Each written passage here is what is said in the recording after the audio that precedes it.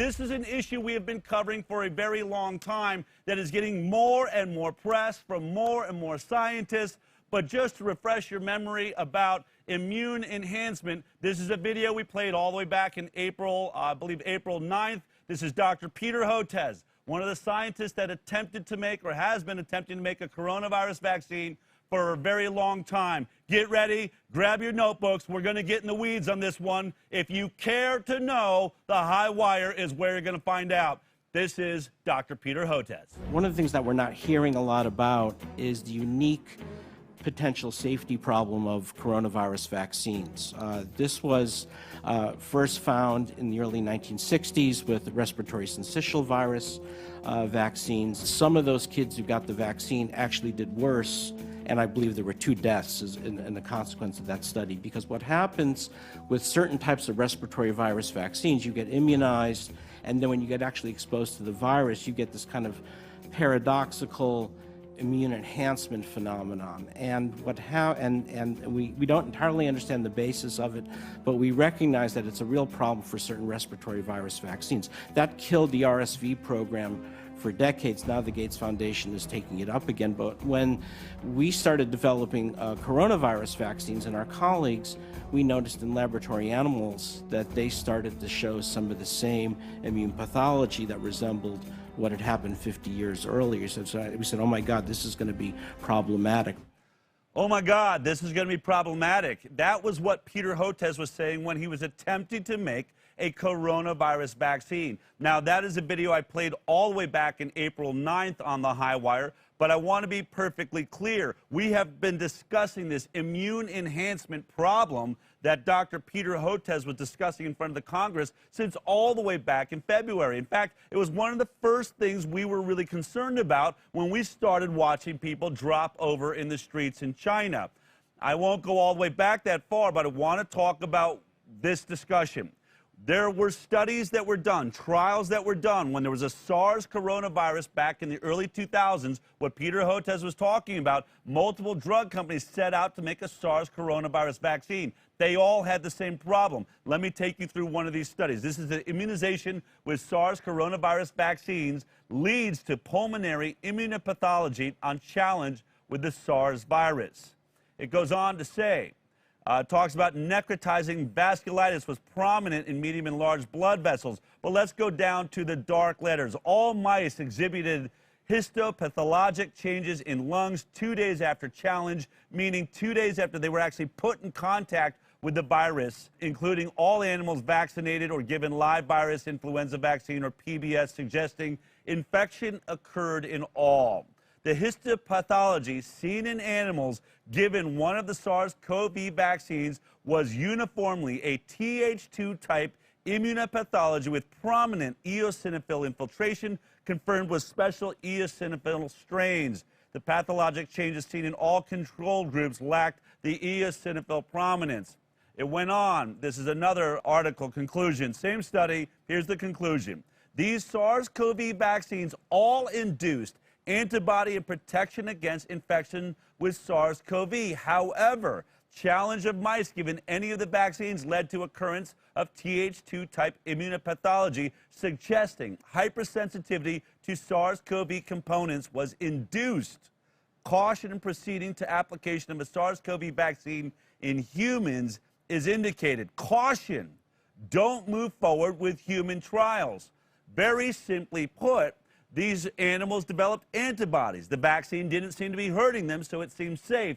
But then when they were challenged with the actual virus, injected with the actual coronavirus, something happened. The antibodies didn't seem to protect and neutralize and kill off the virus. In fact, it seemed to help the virus penetrate the body and cause major problems. All these studies had different issues, but talked about vasculitis, talked about upper respiratory illnesses, organ failures.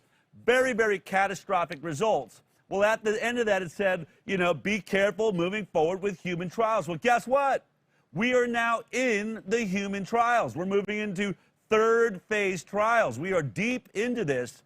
And now, suddenly, a lot of scientists are weighing in saying, have we figured out this problem yet? Do we even know what this problem is?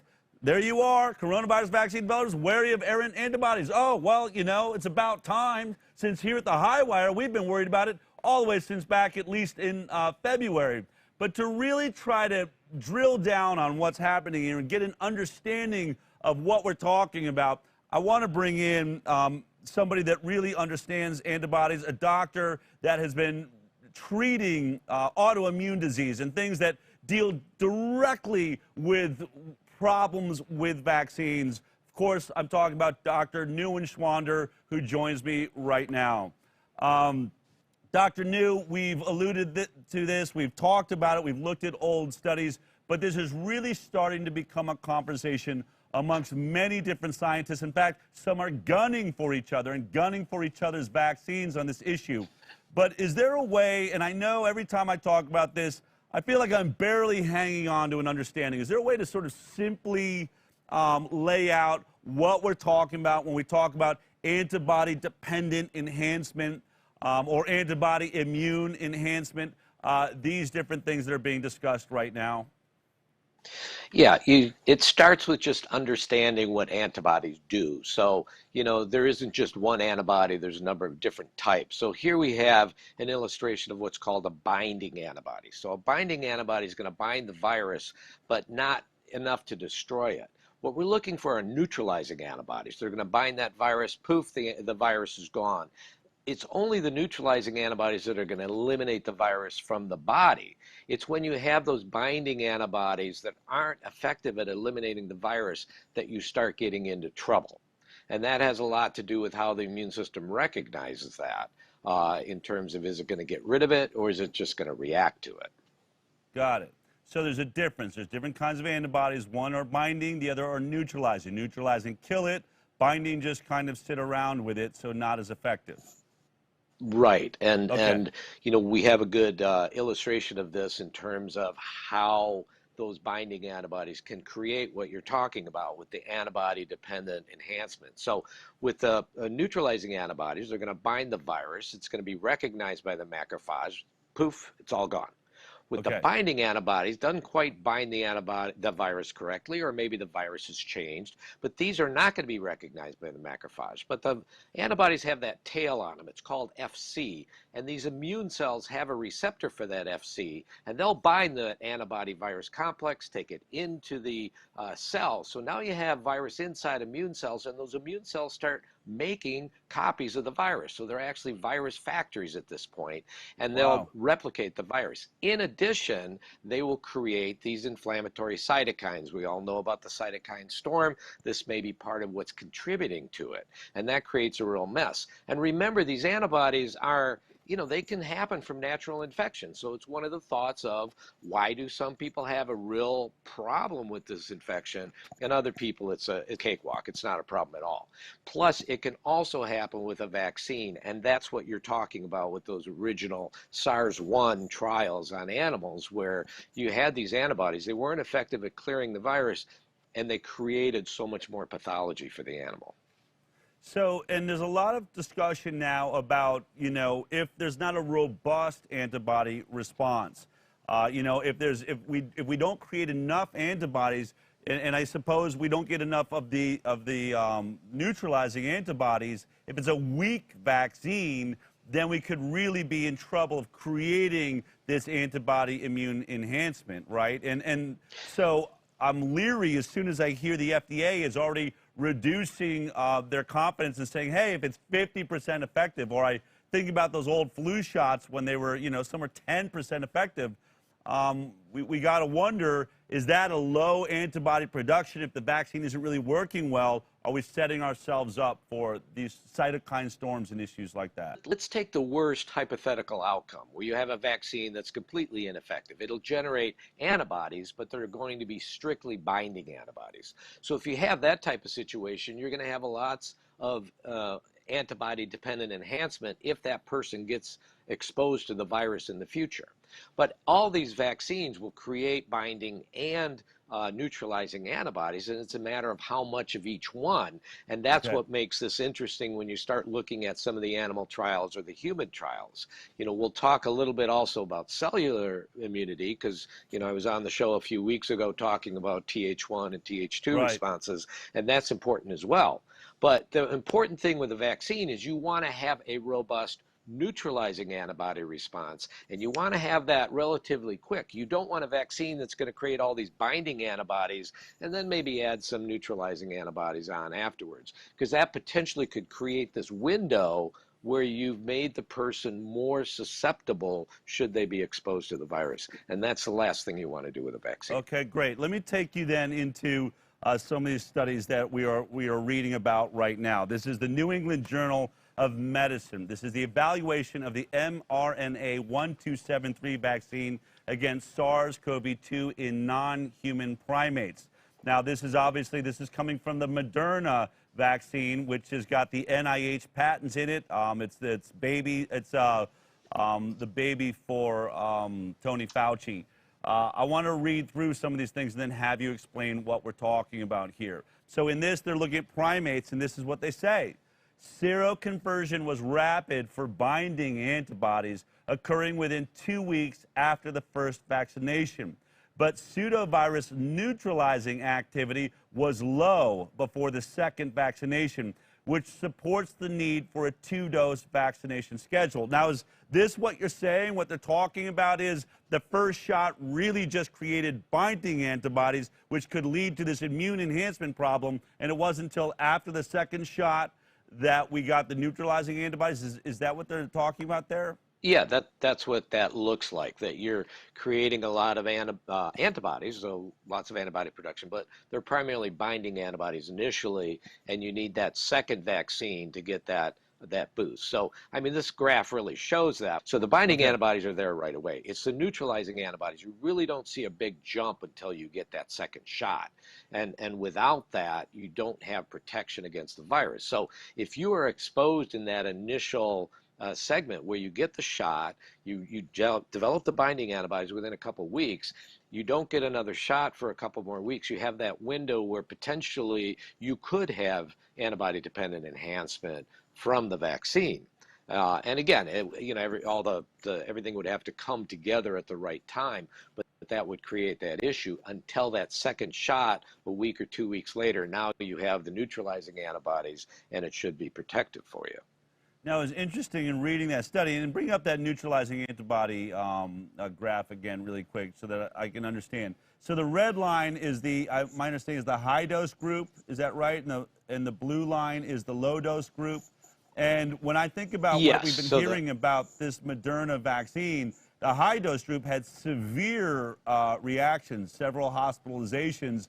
My understanding is they're thinking of scrapping the high-dose group going into the third phase of the trial. So when you look at this blue group, they are really slow to the kick. It says it's not until 2 weeks after the second vaccination do we start really seeing any production of neutralizing antibodies that would matter, and nowhere near what the high-dose group did.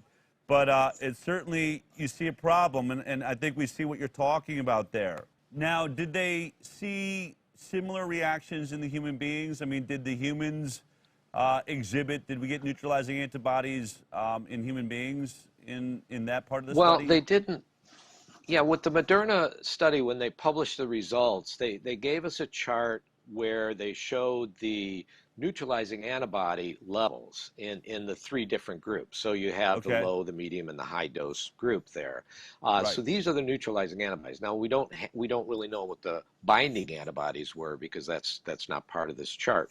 But so if you look at the chart here, you get the second vaccine at day 29. So the red box there is day 36. And you can see you don't get this big jump in neutralizing antibodies until you get that second dose. Now, do you get a big jump in binding antibodies? Probably. I mean, they do mention that pretty much 100% of people have antibodies by day 15. So you got to say, okay, what kind of antibodies are those? Are they talking about neutralizing antibodies, or do we get this big binding antibody response initially, and then the neutralizing antibodies come on the tail end, the way they did with the monkeys? So the human beings, we're seeing the same issue with humans. We're getting virtually no production of neutralizing antibodies for over a month. So that means these people are walking around with that problem where their antibodies aren't going to line up. They're not going to grab the virus the right way, and they might actually help deliver it into the immune cell where it will become a factory, create a cytokine storm, and start proliferating throughout the body. So if you're looking at that as a doctor, you'd be thinking, am I correct, you don't want to come anywhere near this virus after your first vaccine for those first 4 weeks, or you could really be in trouble. Right. I mean, you got to remember that this trial was 45 people. You know, it was 45 healthy 18 to 55-year-old, mainly white people. And so, you know, I don't know what would happen if they got exposed to the virus. You know, if they got exposed to the virus without being vaccinated, they'd probably be fine. But with the vaccine, what would happen? This is the whole problem with these vaccine trials. Until a person is actually exposed by the virus, you don't know. It's not like a monkey trial where, you know, we're going to intentionally expose somebody to the virus. I mean, that would be unethical. They don't do those kinds of trials, and so we will never know. It's a theoretical construct, but it's a very concerning theoretical construct given the history of this type of response with previous vaccines. And it's not just the SARS-1. I mean, this has happened with other types of vaccines. You know, they thought that previous vaccines with the flu virus vaccine may have actually worsened outcomes for people when they did get the H1N1. So it's not, you know, just something that's happening in isolation that we're, you know, sitting in our bedrooms late at night trying to figure out what possibly could go wrong with this vaccine. It's a very real construct. And the bottom line is we don't know, and this thing's being rushed into production, and they're going to, you know, they're going to be injecting this into 30, 40, 50,000 people. And we'll never know the outcomes until they actually have those kinds of, you know, how many of these people were exposed and what happened when they were exposed and how many of them became sick. And, you know, the ones that became sick, did they have comorbid problems? Were they elderly? You know, all these things that we need to know before you can unleash this kind of a vaccine on the whole population or the whole world. You know, and one of the things that I found was disturbing, I want to get into this a little bit, is you know, when we think about we can't do or we're not doing challenge studies, we're not going to put these people in contact with the virus, at least not on purpose. We're only doing with animals. And then I saw these articles coming out of Nature magazine that we may be using the wrong animals to really get into this. Labs rush to study coronavirus in transgenic animals. Some are in short supply. That research, led by virologist Chao Shan at the Chinese Academy of Science Wuhan Institute of Virology, found that rhesus macaques, these are monkeys, infected with the coronavirus had a fairly mild illness. To find better models for more severe human infections, researchers will have to look at different animals and vary other experimental factors, such as the route by which the virus is administered, he adds. That's problematic, is it not? I mean, why are we using monkeys that don't really have a very severe reaction to this vaccine? It seems I mean, here's what I want to try and understand. I'm not a doctor, but it seems that as I grew up studying science in school and in high school, we talked about a theory. A scientist has a theory. And then they are supposed to challenge that theory. Or they build a drug, or they create a vaccine, or you even build a car and you have airbags. The entire purpose of the science is to see if you can make that car fail, if you can see that the dummies actually get hurt, or with a vaccine that you see that the vaccine fails. You want to be stressing it as hard as you can to make sure that it's safe. And look, after stressing it, putting every challenge you can think of against it, if it survives, we say, you know what? This will probably work for a lot of people. But when I look at these trials, it looks like they're doing anything but. They're trying to make the vaccine look good. And of course they are. It's only the manufacturers that are doing their own safety trials right now. But they're choosing a monkey, as this article is pointing out, that doesn't even have a severe reaction to this. It tends to be very mild. So how are we going to see that acute reaction that's really happening in about 0.26% of our population? That's the 0.26% that are dying. That's got us all locked down, destroying our lives, destroying the world, and now you're not even using the right animals to exhibit that pathology that could help us understand it. Am I missing something here? No, not really. I mean, you've got problems with this virus in terms of finding a model. I mean, the monkey's probably the best. The mice, the only reason why a mouse can even get infected with SARS-CoV-1 or 2 is because we genetically altered them to make a human ACE2 receptor. So when they say transgenic mice, that's what they are. They've been altered so that they express the human receptor. But again, you do studies on young mice, you do studies on young monkeys. You know, even if they took the macaque monkeys and they were more like 20 years old, okay, that'd be more like maybe a 50 or 60-year-old human. Now maybe you have a better model. But again, if they're doing 3 to 6-year-old macaque monkeys, they're looking for a good outcome. They did 24 monkeys in that study, 12 girls and 12 boys, whatever they call them in monkey world, but that's all they did, 24, 3 to 6 years old. None of them even developed a fever. They had to do lavages and swabs to find the virus. They had to, you know, they sacrificed a few of them and looked at tissue to find the virus. They weren't sick. The only thing that they noticed behavior-wise is they decreased what they ate and they lost a little weight. That's what they had. So if that's your model, how is that going to relate to somebody who's 60 years old and 50, 60 pounds overweight and type 2 diabetic and has heart disease? How is that going to be relevant at all? You're trying to make your experiment as likely to succeed as possible. And it's not just in this. I mean, this is what's happening with science. The purpose of an experiment should be to prove yourself wrong. If you cannot prove yourself wrong, then you must be right. That's really what science is based on. And this is the opposite. What can we do to make sure that nothing bad happens and we get a good outcome? And we're talking about an issue that, as he pointed out, when we've had this issue with RSV vaccine, kids died.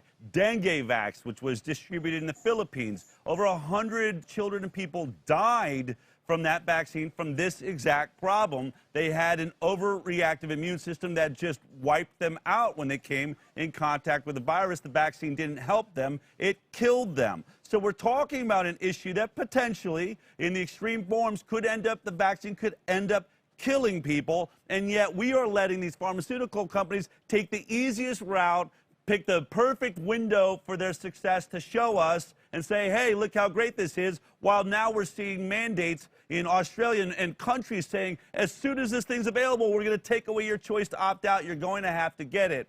You know, it's incredible. Now, there's something I'm confused about, though. We're just talking about antibody-dependent enhancement, but there's this other term, antibody immune enhancement. For a while, I thought it was the same thing until I read a couple of articles that I'll run by you, and Peter Hotez is getting in here. But first, this is from Proceedings of the National Academy of Sciences of the United States of America.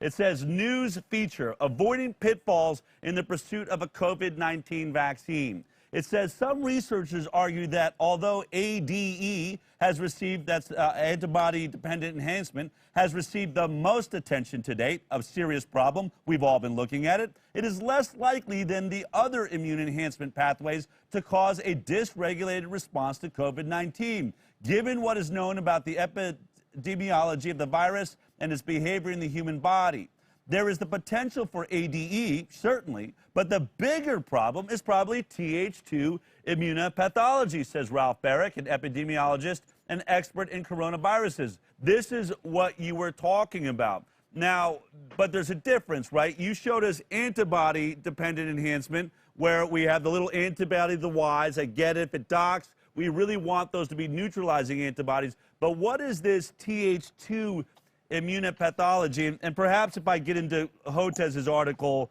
that might help me understand it. So let's go to that. This is Science Direct. The potential role of Th17 immune responses in coronavirus immunopathology and vaccine-induced immune enhancement. It says, new information has highlighted a critical role for host Th17 inflammatory responses in the pathogenesis of COVID-19 pneumonia and edema.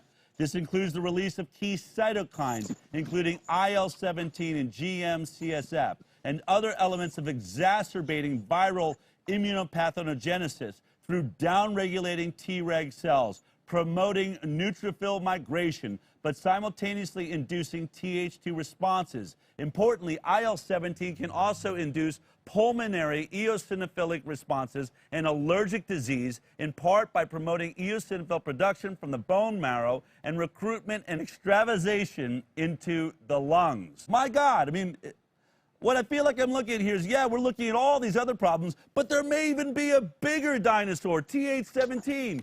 I mean, from my perspective, it sounds like Peter Hotez is saying, hey, while you guys are playing with the velociraptors over here, I've been studying a Tyrannosaurus Rex that's in the middle of this vaccine. Can you sort of help me make sense of what is he talking about? We're not talking about antibody-dependent enhancement anymore. He's talking about Th2 immunopathology. Well, yeah, I will explain it, but only if you promise that you will award all of your listeners a honorary master's degree in immunopathology, because we're really diving deep into this stuff. All right, so we're going to backpedal for a second. We're going to try and geek out. We're going to try and act like we know what we're talking about, you know. Right. But, yeah, okay. So the whole idea here is when you vaccinate or when you have an immune response to a virus, really what you're looking for is Th1. These are T lymphocytes that are helper cells. Th1 cells are the ones that call in your cytotoxic T cells, your killer cells. They just ramp everything up, kill the virus. All right. So Th2 cells are more involved with allergies and autoimmune disorders. They create antibodies, but they're not going to be as effective at destroying the virus or the target as the Th1 cells. So you always want that, either a really predominant Th1 response or maybe a balanced Th1, Th2 response. But what you don't want is just a Th2 response. Because when you have all this Th2 response, you're going to create problems. And one of them that he's talking about is calling in this Th17. So this is another type of helper cells. You have Th1, you have Th2, you have Th17, and you have Treg. So the Th17 cells are involved with autoimmunity. One of the things they do is they bring in what are called eosinophils. This is another type of white blood cell, and those eosinophils are what are involved with inflammation. Now you get these into the lungs and you get scarring, you get fibrosis. So there's models of fibrosis that show they're driven by Th17 cells. We also know that Th17 is involved with autoimmune disorders like rheumatoid arthritis. They're developing drugs against these types of receptors and interactions to treat rheumatoid based on this concept. And this is what we've been screaming from the hilltops for however long, 20 years. That when you vaccinate and you induce Th2 immunity in a susceptible kid, you're going to get a Th17 response and you're going to get autoimmunity. And then it's autoimmune to what? Well, in the case of autism, it's autoimmune encephalitis. It's autoimmune antibodies directed against the brain. So here we're talking about autoimmune antibodies that are autoimmune response, or not even the Th17 response, that is creating all these eosinophils, creating all this inflammation, and causing damage. And that's what most of us are terrified about with this vaccine. What's it going to do to that susceptible person? You're going to give them a lifetime of an autoimmune disorder to treat a virus, or potentially treat a virus, that has a death rate of, what, 0.26%, 0.3%, whoever's numbers, it's never over 1%. And especially for young, healthy people, it's essentially 0.0. I mean, you have to go a few decimal points over to get anything other than 0. That's what we're talking about here. You know, risk benefit. You've got to have a vaccine that is safe and effective, but particularly safe if you're treating a disease that just doesn't have a high mortality rate for the vast majority of people that you want to vaccinate. So when we're talking about these immune enhancement issues, there's now, I think, 2 or 3 different ones they're all arguing about that can take you out. So take me through, what are the different enhancements they're looking at, just so that we can read up on them in the future? Yeah. So first of all, you have the antibody-dependent enhancement. That's what we talked about with the little animation we had, right? Second is cell-mediated immune enhancement, and that's what we were just talking about with the Th1 versus the Th2, Th17 response. Right. The third one is actually complement. You know, that's another arm of the immune system, but you can get complement-induced immune enhancement as well. And it's the same thing. The complement will get that virus bound and get it enveloped in an immune cell where it makes a bunch of copies, produces a bunch of cytokines, and you get cytokine storm. So you have 3 different ways you can do this. But again, the ones we're most worried about are antibody, and really the one people like me are worried about is that cell-mediated immune enhancement, because that almost certainly is going to happen with elderly, with people with immunocompromise. The complement version is probably going to happen with people who have type 2 diabetes and morbid obesity. They have high complement levels anyway. All right, so now when I was reading all of this, it started making me think. I've been on a 5-year journey investigating the safety of vaccines. I have interviewed parents that have their understanding of what they saw before their own eyes. My child got a vaccine. They had brain swelling that night. They screamed for days. They started slurring their speech. They never got their speech back. They're in diapers and they're 18 years old. Or it was an autoimmune disease. My child, ended up having, diabetes shortly after a vaccine, or lupus, or all of these things. And I feel like Peter Hotez has said that all the anti-vaxxers need to be shut up, like they're crazy. And yet here, I feel like he is finally describing what all these parents have been talking about. You're enhancing the immune system, you're driving it into overdrive, but the wrong part of it for maybe just some of these kids, and now they're exhibiting all sorts of autoimmune problems. And what I find fascinating is it feels like he thinks he's just brand new in this world, right? I've now just discovered the fountain of youth. I understand IL-17 can cause a cytokine storm and Th2 immunopathology. And I have to imagine guys like you that have been treating these children with autism for 20 years and a lot of the work by J.B. Hanley writing about these articles. I've been seeing Th2 and IL-17 in these discussions, IL-6, for years going on, and you have Hotez saying it's impossible that any vaccine causes harm in children or causes autoimmune disease, but yet here's his book, Vaccines Did Not Cause Rachel's Autism. I have to wonder if he's questioning the thought behind that book now, because he is only brand new now recognizing a vaccine, right now it's the COVID-19 vaccine, can trigger an immunopathology that could lead to brain swelling, autism. Certainly he must be making that connection. And I guess if he has tunnel vision, he'll say, but it's only going to be the COVID-19 vaccine. Oh, wait, and the RSV vaccine. Oh, wait, and the dengue vaccine. But what is making them stop short of saying, well, how about the flu vaccine? Or how about these other vaccines we're given? Because it made me think about what we've been reporting on the military study of the flu vaccine that showed, looked at thousands of the military, influenza vaccination and respiratory virus interference among Department of Defense personnel during the 2017-2018 influenza season. It goes on to talk about the fact that, of those that got the vaccine, the flu vaccine, there was about, I think, a 38% increase in coronavirus amongst those who got the flu vaccine compared to those that did not. And so I'm wondering, is that potentially, they're calling it, I think when I was reporting on it, it's interference. They were describing it as interference. But is it possible that the flu vaccine, which we're now about, I think we're producing more than we ever have this year and telling people, we don't have a COVID-19 vaccine, but you better get your flu. Is it possible that that flu vaccine, which underperforms almost every year between 10 and 50%, there you go, flu vaccine 10% effective, is it possible that that could be creating a Th2 response or an antibody-dependent enhancement? And is that why we were seeing the military get coronavirus? Oh, and let me bring up also the Japan study.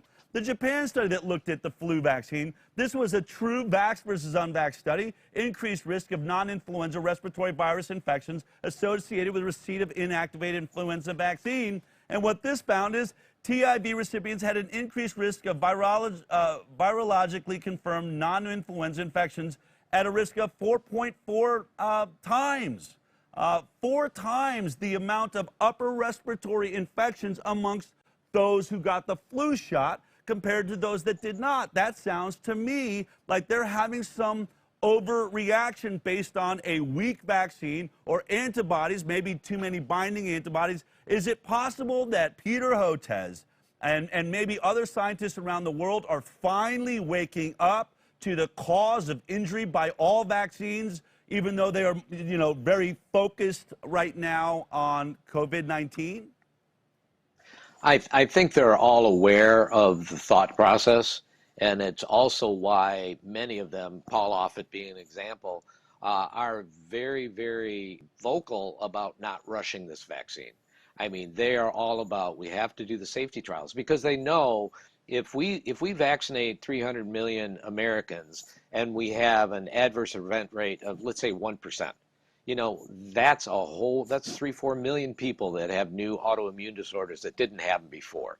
So that would be a disaster to the whole vaccine program, especially when we have people like you who have been, you know, pounding the pulpit here for months and months and months about this vaccine and how dangerous it potentially can be and how we had problems with these previous vaccines. I mean, back to your points about the flu vaccine. And remember, 4.4, that's 440% increased risk of an upper respiratory infection because you got a flu vaccine. It wasn't specifically coronavirus, but it was any upper respiratory virus. Whereas the military, they showed specifically 36% increased risk of developing a coronavirus. Again, not SARS, but a coronavirus. And so to say that you should get your flu vaccine to protect you against coronavirus, there's a huge disconnect between the data and what they're telling us. You know, now, will they come out of tunnel vision and say, oh, there could be a problem with all vaccines? Dream on, Del. Dream on. I don't think that's going to happen. I'm going to make them, though. You know I'm never going to let it go. And that's what Paul Offit's worried about, right? Because once the world watches the failure of a COVID-19 vaccine, suddenly this, you know, 11th testament that says vaccines are safe and effective suddenly disappears. Now they go, wait a minute, not all vaccines are safe and effective. In fact, I think it's why we're seeing the conversation. You'd be shocked how many scientists that have come onto this show that tell us up front and say, I'm coming on to talk about the math. I don't agree with the things you've said about vaccines. They're now reaching out and saying, watching the science and watching the amount of lies that are going on and seeing how this vaccine is being dealt with, I am now starting to join you in questioning how were the other vaccines handled. I don't think they're going to get away with this, Dr. New, and I think it's why Paul Offit and them are screaming their heads off. Stop, get this out of the public eye, because the world is now finally questioning the safety, sure, of one vaccine, but we all know it's going to bleed into all the other vaccines because, by the way, COVID-19 right now, we finally have a saline placebo in the Moderna trial because I can press the FDA to do it, but there's no saline placebo groups that can, you know, tell us anything about the 16 vaccines we're already using. So I think this is really fascinating. I think it's fascinating to watch Peter Hotez, you know, just boldly saying, look how smart I am. Look at how I found how these vaccines could fail. And totally unaware that he is really destroying the very foundation upon which all the other vaccines thought they were standing. This is an incredible moment in science history. Yeah, and you got to remember, one of the early vaccines where they had the antibody-dependent enhancement was actually an atypical measles vaccine long ago.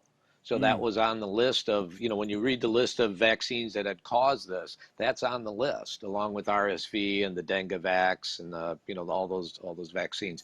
You know, you got to remember, we're using messenger RNA vaccine here. This is completely untested technology. This is something brand new. This is not your father's vaccine, right? This is something new.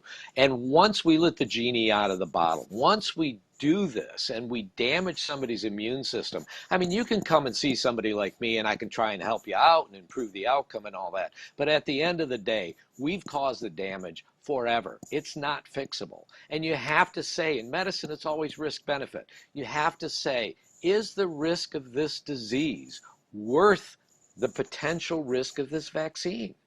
And you know, from what I'm reading right now, I don't want to take it. And most of my patients don't want to take it. You know, so maybe they're going to shove it down our throats, but it is very, very scary when you look at all this research and you look at the data and you look at how they're doctoring the, well, not doctoring, how they're weighting their trials to be successful. Right. And then you're going to say, what? Are you just going to give this to white, healthy, them for 18 to 50-year-olds? I don't think so. Right. Right. We should be testing it harder. We should be trying to see the errors, not trying to hide from the errors. Dr. New, thank you for clarifying these things for us. This is what we do on the High Wire. Yeah, we geek out. We go a little deeper than you're ever going to see on CNN and MSNBC. But look, if that's what you want, the headlines are always there. They're going 24 hours a day. They'll tell you what you want to hear. Here we're trying to get to the truth. Dr. Newt, thank you so much for taking the time today. Hey, thanks, Del. You keep doing what you're doing, man. We're all counting on you. Love your work. All right, awesome. If you like that clip, then be sure to check out our live broadcast of the High Wire every Thursday morning at 11 a.m. Pacific time. You can watch it on Facebook, iTunes, and Twitter. We'll see you there.